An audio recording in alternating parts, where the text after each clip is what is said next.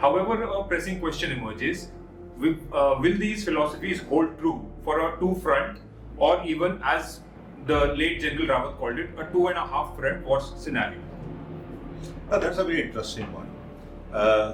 Yes, it'll hold true, but there'll be changes to it. Firstly, what is the 2 or 2.5 front scenario? One is that if there's an Indo-China conflict, Pakistan would definitely join.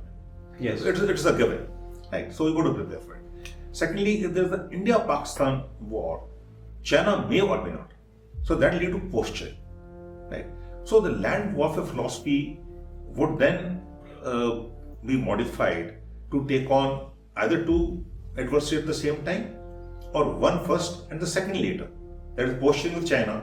Yes. In case of India-Pakistan conflict, China may not, because China look after their own interests. China doesn't bother with Pakistan. Pakistan is a proxy of China. Yes. Right. It's a client state of China, if I may say so. That's strong words, but that's a fact. So what India should be looking at is basically what happens in a two-front war. We cannot be, we got to gear up for a two-front war. So the key challenge will lie in strategic rebalancing. What is strategic rebalancing? It will mean that we got to take a decision of what to move, when to move, where to move. Right? When I talk of combat power. Yes. Right. The combat support services we can have, the logistics we can have, and we got to prepare for a war for 40 days, which we talk of WWR.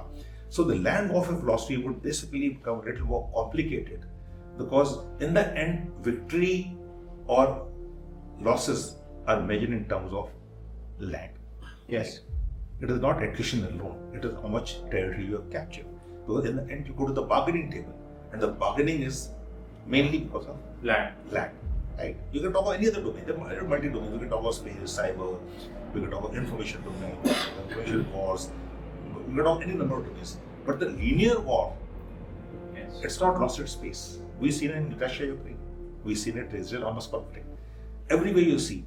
So we'll have to make sure that we have a strategic intent aim of defending our territories. Remember, loss of territory is not acceptable at all. Territorial integrity is a major job. But at the same time, in a two-front war, we have to give a little. Yes. So we have to prioritize whom to take on first and whom to take on next. And in India-China war, we have forces. We can take on. That's how capability development is done.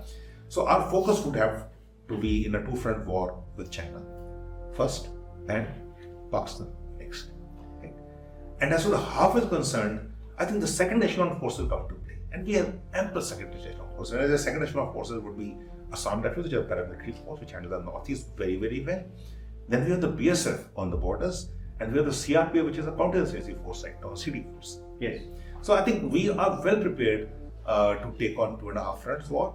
However, we will need more logistics. So that would be there, because the complementarity is not there with the two Yes. borders, other than in certain parts of Eastern Ladakh.